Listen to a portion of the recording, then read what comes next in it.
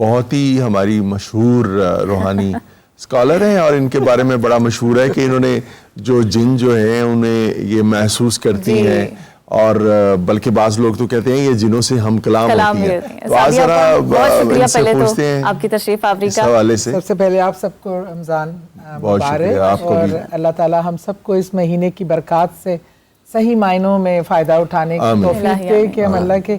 اور اتنے ماشاءاللہ اللہ جو بیٹھے ہیں 3 حضرات جو صاحب علم میں سمجھتی ہوں، ان کی موجودگی میں میں اپنے لیے باعث عزت سمجھتی ہوں کہ میں بھی بیٹھ کے بات کر رہی ہوں. میرے پاس جو معاملات ہیں وہ اللہ کی طرف سے ہی ہیں، اس میں میرا کوئی کمال نہیں ہے، بے شک اللہ کی طرف سے. اور لیکن ہے کہ میرا تجربہ جو جنات کے حوالے سے ہے وہ ضرور میں چاہوں گی لوگوں سے بھی شیئر کرنا، اور جس طرح ان سب کی بات کو آگے بڑھاتے ہوئے کیونکہ سب نے قرآن اور سنت کے حوالے سے بہت ہی خوبصورت گفتگو کی جنات کے حوالے سے کہ جو ہمارے کہیں 2 قسم کے لوگ ہیں. ایک تو یہاں تو جنات کو اس حد تک مانتے ہیں کہ ہر چیز جن سے منسوب کر دیتے ہیں، جو پریکٹیکلی میں ایکسپیرینس کرتی ہوں، اور یہاں تو بالکل منکر ہو جاتے ہیں کہ جنات کا سرے سے کوئی وجود ہی نہیں ہے.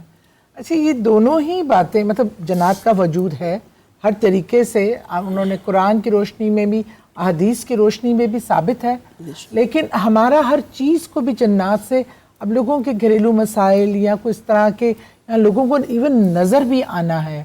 اس میں کئی ایسی دماغی امراض بھی ہیں جن کی وجہ سے آپ کو ریزولیشن ہوتی ہے، آپ کو چیزیں نظر آتی ہیں، وہم ہو جاتا ہے. ہر چیز کو ہمارے یہاں ایک یہ ہے کہ جن چونکہ نظر نہیں آتا اور پرسرار ہے، جب کوئی چیز پرسراریت کے ساتھ منسلک ہوتی ہے تو ہم اس کو اپنی مرضی سے بھی استعمال کر لیتے ہیں یا ثابت کر دیتے ہیں کہ جی جنات ہیں. کچھ یہ تو صاحب علم عالم لوگ بیٹھے ہیں نا جو عامل ٹائپ ہوتے ہیں، جو پروفیشن کے طور پہ اس کو ڈیل کرتے ہیں، انہوں نے جنات کے معاملات کو زیادہ لوگوں کا مائنڈ سیٹ خراب کیا اور چینج کیا.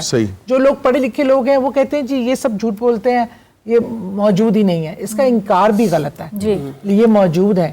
ہاں کوئی اس کو ایز اے پروفیشن یوز کر رہا ہے، مس یوز کر رہا ہے، وہ ایک الگ ہمارے معاشرے کا المیہ ہے کہ ہم ہر چیز کو اپنی بزنس کے پوائنٹ آف ویو سے. لیکن جیسے انہوں نے بتایا یہ کہ قرآن اور سنت اور رسول کریم صلی اللہ علیہ وسلم کی احادیث سے ہر طریقے سے یہ بات کنفرم ہے کہ اس دنیا میں ہم سے پہلے جنات تھے اور کیا جنگیں ہوئی، اور یہ بھی ہماری طرح کی مخلوق ہے. لیکن جیسے انسانوں میں اچھے برے لوگ، مسلمان اور غیر مسلم دوسری مذاہب سے تعلق رکھنے والے لوگ ہیں، اسی طرح شیاطین میں بھی اچھے برے شیاطین ہیں جو مسلمان ہیں، جن کا عقیدہ ہے، جو رسول کریم صلی اللہ علیہ وسلم کی دعوت کی جنہوں نے قبول کی اور ان کے قبیلہ کا سلسلہ چلتا آ رہا ہے. وہ جو ایسے بھی ہیں جو شیطان کے ماننے والے ہیں، کیونکہ شیطان خود بھی ایک جن تھا، اور اس وجہ سے جو اس کی ایک ٹیم ہے، یہ اچھائی اور برائی کا جو ایک کمبینیشن ہے انسانوں میں، یہی جنات میں بھی آپ کو دیکھنے میں ملتا. اور ان سے یہ ہے کہ جس طرح کا جن ہوتا ہے کوئی اچھا یا نیک بزرگ مسلمان عبادت گزار، اس کا رویہ جب اس کا انسان سے کسی طریقے سے اس کا آمنا سامنا ہو جائے، وہ اس کا رویہ اسی حساب سے آپ دیکھیں گے جیسے کہ مہذب پڑھے لکھے. یہ سعدیہ آپ اپنی انٹریکشن کی بات کی، یہ انٹریکشن عمومی طور پر کن لوگوں کے ساتھ جنات کرتے ہیں؟ بعض لوگوں پر آسیب ہو جاتا ہے، وہ اس کی زد میں آ جاتے ہیں، یہ کیا معاملات ہوتے ہیں؟ یا کوئی آپ کا اس حوالے سے کوئی تجربہ ہو، ایکسپیرینس ہو، ذاتی تجربہ ہو، کوئی ایک شیئر کریں آپ ہمارے ساتھ. جی اصل میں جنات کا معاملہ یہ ہوتا ہے کہ یہ جو شرارتی جن ہے جنہوں نے کا مقصد یہاں تو اس طرح ہوتا ہے، عام طور پہ گھروں کا جو معاملہ ہوتا ہے کہ وہ وہاں سے رہائش پذیر ہوتے ہیں اور وہ نہیں چاہتے کہ کوئی ان کی بسیرے میں اس میں مداخلت کرے، تو وہ تنگ کرتے ہیں. خوف زدہ کرنا ان کا ایک بنیادی مشغلہ ہے، یا شرارت کرنا یا تکلیف دینا. اور یا آپ سم ٹائم ہوتا ہے کہ ہماری ایک کزن تھی، وہ چھوٹی بچی تھی، جمعے کا دن تھا، بڑی خوشبو لگا کھیل رہی تھی، انہوں نے پانی پودوں پہ دیا. اب وہاں کہیں جنات کا گروپ جو کہ مسلمان تھے لیکن وہاں کوئی بڑی محفل تھی ان کی، ان میں اب ان کو تو نظر نہیں آیا، ان کا تو قصور نہیں تھا، لیکن ان کو غصہ آیا اور اس کی باڈی پہ انہوں نے قبضہ کر لیا. اور وہ یہ تھا کہ ایک 7-8 سال کی بچی، اب अजीब व गरीब हरकत, अलग ज़ुबान, और फिर वो दुपट्टा पकड़ती थी और पूरा निगल लेती थी। इस तरह कई दुपट्टे उन्होंने हलक में नहीं, सिर्फ मुंह में ही थे, हलक से नीचे नहीं गए। इस तरह की चीज़ें हुई। जब एक हमने मैं तो खैर उस टाइम नहीं पैदा हुई थी, हमारे जो बुज़ुर्ग थे उस एरिया के, उनको बुलाया, वो साहिब इल्म थे, उनको समझ आ गई, उन्होंने जन्नात ने लेकिन कुछ शराइत पे बॉडी छोड़ी और अपना निशान भी देके गए। अच्छा, इस तरह के मामला भी होते हैं। और मैंने कई ऐसे पेशेंट देखे, बच्ची को 20-21 साल की बच्ची थी, एक पूरे जन्नात के कुंबे ने उसकी बॉडी को ऑक्युपाइड कर लिया था, और वो इतनी तकलीफ और अजियत में थी। इत्तफाकन मुझे मेरी कज़न की नेबर थी, तो मुझे ऐसे ही मैं गई उनके घर, तो उन्होंने कहा बच्ची बड़ी तकलीफ में है, डॉक्टर्स की कोई रिपोर्ट, हर चीज़ समझ से बाहर है, सही, तो वो तुम उसको देख सकती हो कि एक नज़र देख लो। मैं कह जी अगर वो इजाज़त उनके पेरेंट्स देते हैं तो मैं देख लेती हूँ। अब जब मैंने वो बच्ची की सूरत हाल थी, जितनी वो शदीद अजियत में थी, वो मुझे बार बार, जब मैंने उसको हाथ पकड़ कर पढ़ना शुरू किया तो उसने मुझे जिस तरह देखा, फिर उसने कहा कि एकदम वो बच्ची की पहले अंदर से असल आवाज़ भी निकली, मदद के लिए मेरी मदद करें, या तो मैं इन अपने घर वालों को मार दूंगी या ये मुझे मार देंगे, और ये मुझे पेट से अंदर काट रहे हैं।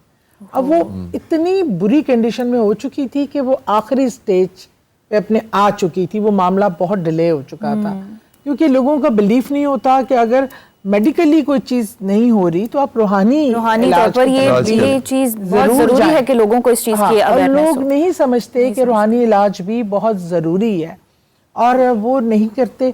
अब बच्ची का अगले दिन इंतकाल, मतलब डॉक्टर के पास भी, हॉस्पिटल भी लेके गए।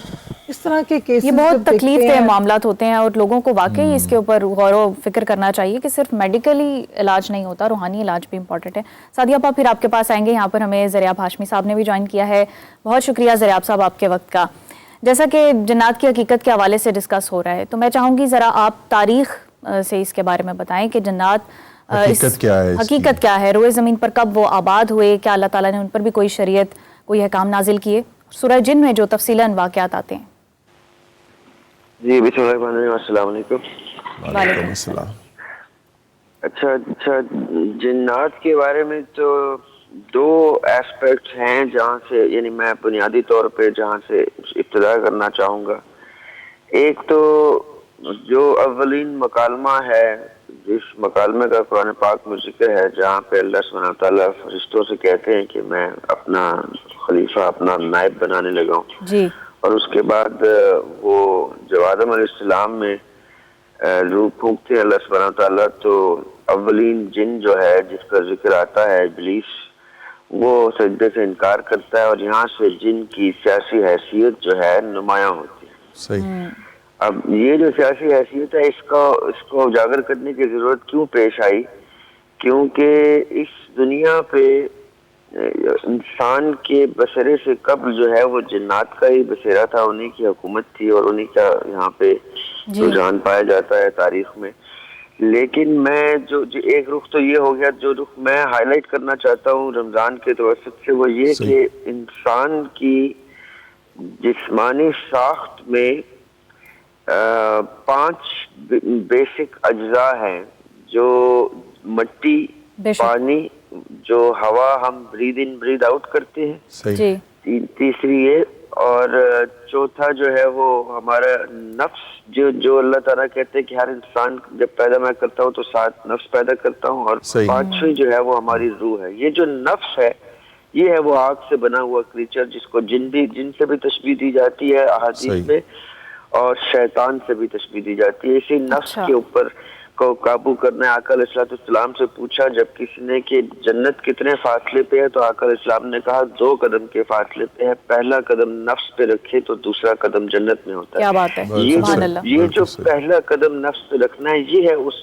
जिन को अपने ताबे करना। लेकिन यहाँ एक चीज जो मैं उजागर करना चाहता हूँ वो ये कि एक इब्लीस की सियासी हैसियत मैंने बताई आपको, और एक हैसियत है हमारे साथ इर्द गिर्द नफ्स की, जिसका होना अशद जरूरी है, क्योंकि हम एक गीली मिट्टी का बर्तन है, और इस गीली मिट्टी को साथ साथ एज के साथ साथ सूखने के लिए ये आग दरकार होती है, ताकि उसकी शेप रिटेन हो सके, जो हमारी शक्ल हैयत है ये रिटेन हो सके। इसलिए आग की अफादियत है।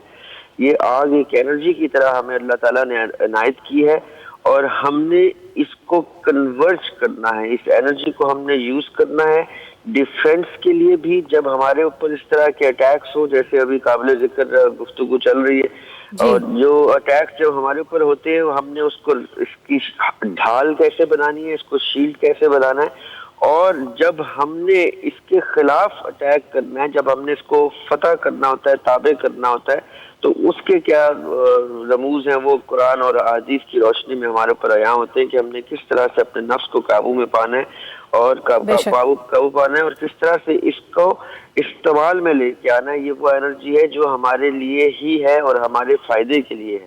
تو یہ دو ایسپیکٹس ہیں جن کو لے کے ہم اس آگے چلتے ہیں انشاءاللہ ڈسکشن میں. ایک وہ سیاسی حیثیت جنات کی جن کا سردار ابلیس بن کے نیگیٹو سائیڈ کو دیکھ رہا ہے، اور ایک پازیٹیو سائیڈ ہے ان تمام نفوس کی، ان جنات کی، ان شیاطین کی جن کو ہم تابع کر لیتے ہیں، یا جو اللہ کے حکم کے تابع ہو جاتے ہیں اور پھر وہ نیک ہو جاتے ہیں اور ٹھیک رشتے پہ آ جاتے ہیں. یہ دوسری سیاسی حیثیت ہے ان کی. اب ان دو سیاسی حیثیت کو میں اس لیے اجاگر کر رہا ہوں تاکہ ہم رمضان کے توسط سے اس کا قرآن پاک اور حدیث کی روشنی میں مزید مطالعہ کریں، ڈسکس کریں، اور دیکھیں کہ ہم اس کو کس کس رخ سے دیکھ سکتے ہیں. صحیح. علامہ صاحب. جی بٹ صاحب.